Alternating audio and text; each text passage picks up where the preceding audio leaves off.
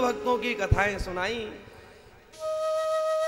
रानी का प्रेम और प्रगाढ़ हो गया। बोले प्रेम के आवेश में गौरांग महाप्रभु दौड़ रहे हैं, उनके चरणों का स्पर्श पाकर के हिंसक सिंह भी श्री कृष्ण बोल पड़ा। प्रेम में वो सामर्थ्य। अच्छा, और पूछी प्रेम में क्या? बोले सेन जी के लिए भगवान नाई बन गए। प्रेम से और क्या भयो? बोले धन्ना जी को हल चलायो। और क्या भयो? बोले नरसिंह जी को भात भरो। प्रेम के बस केवट से अपने चरण धुलवाए। ये सुन सुन के कथा महाराज रानी का वैराग्य और प्रेम मजबूत हो गया, एकदम मजबूत।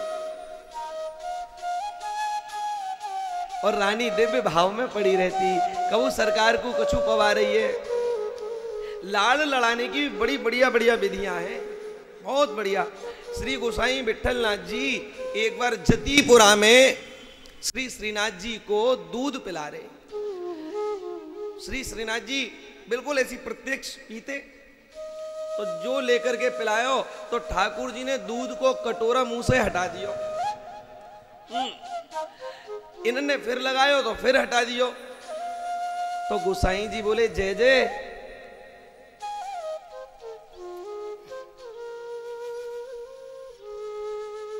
देखो कितने छलिया हैं, दूध को नाम आयो तो कुछ ना कुछ मंगवा लियो इन्होंने। वाह प्यारे, भोग की बात आई तो देख लो भोग तुरंत आ गया। अच्छा अभी है ना, रखा रहने दो, अभी यहीं विराजमान कर दो ठाकुर जी के आगे।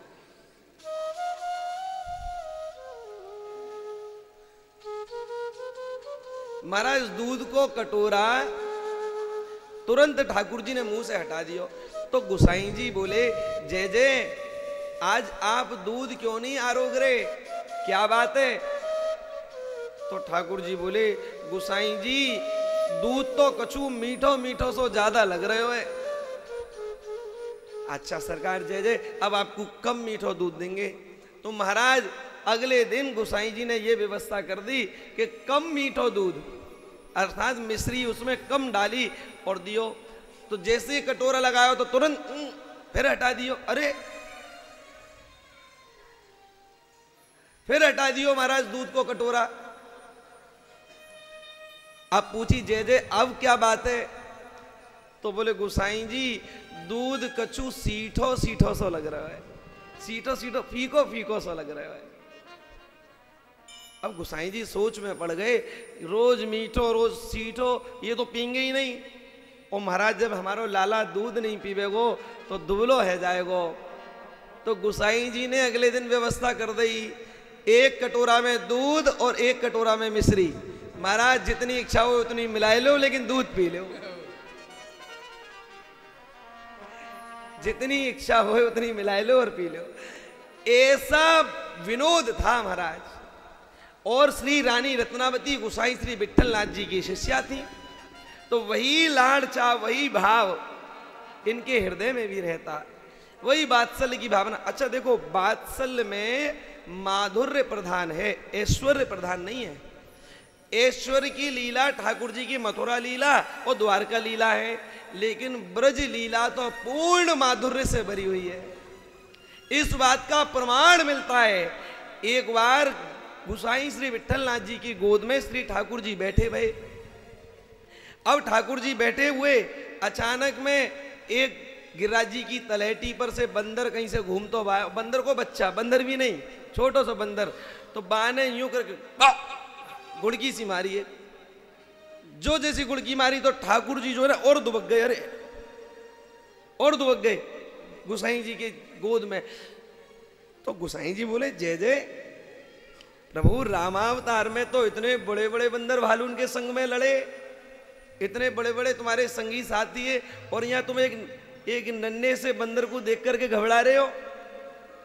तो ठाकुर जी ने एक मुख बनाया, मुंह बना करके बोले देखो गोसाई जी, या तो आप हमारी ऐश्वर्य की लीला को ही देखो या माधुर्य की। या माधुर्य की लीला मैं आपको बालक हूं, वो ऐश्वर्य की लीला है। या आप माधुर्य भाव में ऐश्वर्य को कैसे ला रहे हो? नहीं, यहाँ तो मैं आपको बालक हूं और मोको डर लग रहे हो तो मोको जब बंदर ते बचाओ। गुसाई जी ने छाती सो लगाई लिए। वाह वाह प्यारे, छाती सो लगा लिए। प्रभु आप मेरे भावन को स्वीकार करते हो, आपने मेरे भाव को अंगीकार कर रखा है। धन्य प्रभु। ठाकुर जी ने ही नहीं, श्री राधा रानी ने भी गुसाई जी के भाव को अंगीकार किया था। एक बार एक चूड़ी हारिन आई चूड़ी बेचने के लिए, तो गुसाई जी बोले, अरे वो चूड़ी हारिन, हमारी जितनी बहुएं ऊपर हैं उन सबको तू चूड़ी पहनाए दे।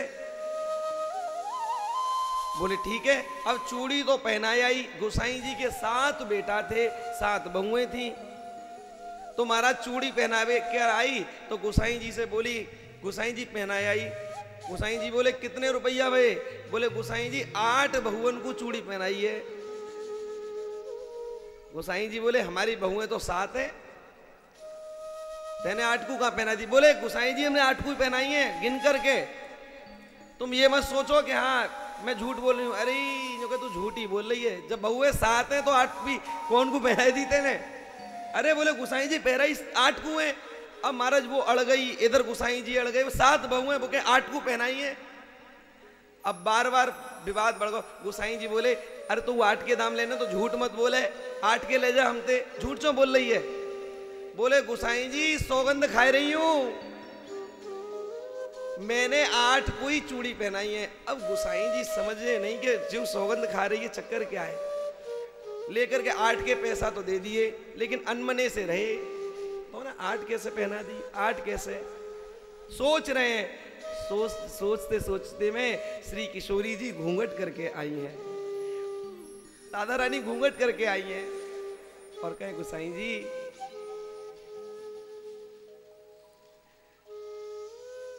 आप श्याम सुंदर में बालक को भाव रखो ना, एक बालक वो भी तो है।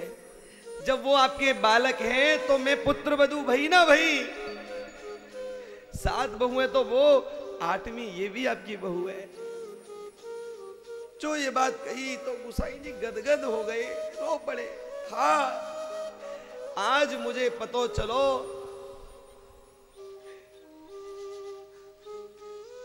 श्री बाल कृष्ण लाल ने तो मेरे भाव को अंगीकार किया ही है। आज स्वामिनी जी ने वो प्रत्यक्ष आकर के कह दी कि मैंने भी तुम्हारे भाव को अंगीकार कर रखा है। अद्भुत बात है। ऐसे महापुरुष गुसाई श्री विट्ठलनाथ जी साक्षात श्री विट्ठल भगवान के अवतार और उनकी शिष्या है। महाराज जी गुरुदेव के गुण, अगर हमारी गुरु भक्ति की निष्ठा एक सर्वोत्कृष्ट है, गुरु के प्रति श्रद्धा समर्पण हमारा वही है, तो श्री गुरुदेव के लक्षण हमारे अंदर ऐसे आते हैं महाराज जैसे सहजता में गले से पानी उतर जाए, ऐसे आते हैं। सहजता में वो गुण सब आ जाते हैं। गुसाई जी जिनका भाव स्वामिनी जी अंगीकार किए हुए हैं, जिनका भाव श्री बालकृष्ण लाल अंगीकार किए हुए हैं, वो ऐसी की शिष्या तो 24 घंटा प्रेम में पगी रहती। 24 घंटा कबू ठाकुर जी की उस भोग की आरती, नए नए व्यंजन बन रहे हैं, संत सेवा कीर्तन है रहे है, सत्संग है रहे हो, बड़े अच्छे अच्छे संत पधार रहे हैं। अद्भुत आनंद की बेला महाराज छा रही है। और उन रानी जो प्रेमावेश में इतनी उत्कृष्ट रानी है, आज वो निकृष्ट राजा माधव सिंह लोक प्रतिष्ठा मान मर्यादा में आकर के, मान मर्यादा के लोभ से आज रानी की हत्या करवाने के लिए तुला हुआ है। ये केवल उस राजा की बात नहीं प्यारे, हम में भी ऐसी बातें बहुत है। कोई भक्ति करे तो हम कैसे कैसे उसके जीवन में रोड़ा अटकाते हैं। घर को जोगी जोगना आन गाम को सिद्ध, 1000 किलोमीटर संत को पूजने चले जाएंगे और घर में कोई बालक भजन करने के लिए तैयार रहे तो महाराज रोटी नहीं दी जाती उसे। तू बाबा जी बनेगा है? अरे बाबा जी तू को मैंने, बाबा जी मैंने पड़ोसी को बेटा, तू तो रोटी खइयो कमइयो हमें खवइयो। अरे राम राम, तुलसी स्वार्थ मीत सब परमारथ रघुनाथ। मात पिता बालकहीं बुलावे, उदर भरे सोई धर्म सिखावे। भैया करहीं सदा तिनके रखवारी, जिम बालक ही राखहि महतारी।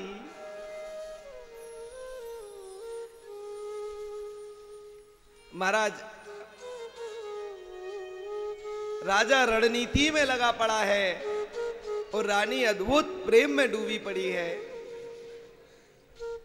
सिंह छोड़ दिया और सिंह जब घुसा, जो सिंह ने प्रवेश किया धारता हुआ महाराज लंबा चौड़ा सिंह, दहाड़ने से लोगों के मलमूत्र निकल जाएं। और रानी ने गर्जना नहीं सुनी। दासी पास में खड़ी है, दासी भी निडर है। भगवान की कथा सुनकर के निडरता आती है, भय समाप्त हो जाता है। प्रमाण है इसका,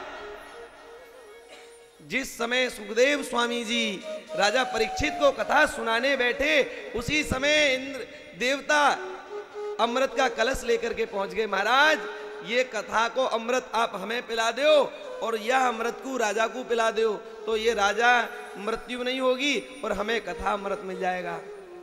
महाराज सुखदेव स्वामी जी ने मारी फटकार, अरे बेवकूफो, तुम इस कथा अमृत को उस तुच्छ अमृत से तुलना कर रहे हो। तुम उस अमृत को पीने के बाद भी भय से मुक्त नहीं हुए। आज कोई राक्षस तुम्हारे ऊपर चढ़ाई कर दे तो सबसे पहले इंद्र ही सिंहासन छोड़ के भागता है। सबसे पहले तुम भय से मुक्त नहीं हुए और कथा अमृत की बात कर रहे हो। और महाराज जब कथा का अमृत श्री परीक्षित जी को पिलाया और परीक्षित जी से 7वें दिन स्थिति पूछी, राजन चित्त वृत्ति कहां है? जित देखूं तित श्याममयी है। प्रभु श्री कृष्ण सामने खड़े हैं और उनकी वही त्रिभंग ललित बरहा पीडम नटवरम वपु कर्णयो कर्णकारो बिभ्रदवास कनक कपिशम वैजयंती चमाला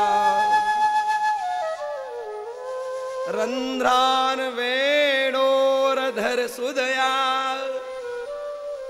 पूरयन गोप वृंदे वृंदारण्यम स्वपद रमणम प्राविशद गीत कीर्ति। वो श्याम सुंदर जिनके मयूर पिक्ष मस्तक पर है, जिनके गले में वैजयंती माला है, कानों में सुंदर सुंदर कन्नेर के पुष्प है, वो श्याम सुंदर गैया और गोप ग्वालों के साथ में श्री वृंदावन की भूमि में प्रवेश कर रहे हैं। चित्तवृत्ति कहां? बोले तक्षक आ रहा है। बोले हे परमहंस चक्र चूड़ामणि महाराज, अब एक नहीं हजारों तक्षक भी मुझे काट जाए तो भय नहीं है। अब मुझे भय नहीं है, हजारों तक्षक भी काट जाए। तक्षक के काटने से महाराज एक फुसकार से सारा वृक्ष जल करके राख हो गया। तक्षक की फुसकार ऐसी, और हजारों तक्षक आ जाए, भय से मुक्ति। ये कथा भय से मुक्त करती है, बंधन से मुक्त करती है, परम आनंद को देने वाली भगवान की कथा है। जो जन मनुष्य शरीर में रहते हुए इस कथा अमृत से वंचित हैं, वो वास्तव में अभागे हैं। वे नर वास्तव में अभागे हैं। जिन हरि भगत हृदय नहीं आनी, जीवत शव समान ते प्राणी। जीते में भी शव के समान हैं, व्यर्थ श्वास ले रहे हैं, व्यर्थ। महाराज जी, रानी निर्भय है, निडर है, परम आनंद में है, और सिंह गर्जना कर रहा है। निकट में दासी खड़ी है, और जो दासी ने देखा कि सिंह का प्रवेश हुआ तो भयभीत नहीं हुई, आक्रांत नहीं हुई कि रानी को बचाए पकड़ के कि रानी खा जाएगा।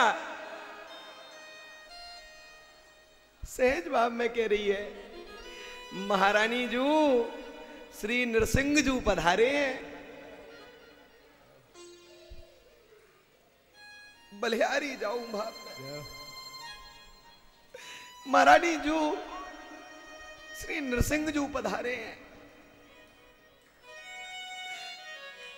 प्रेम में भीगी हैं और भय नहीं है, निडर हैं। महारानी जू सिंह जू पधारे हैं। और जो इतनी बात कही है कि सिंह जू पधारे हैं, वो कहाँ है? और जो रानी ने मुड़कर के देखो है, अब भयंकर बालों का महाराज, बड़े मुख वाला सिंह, और गर्जना कर रहा है।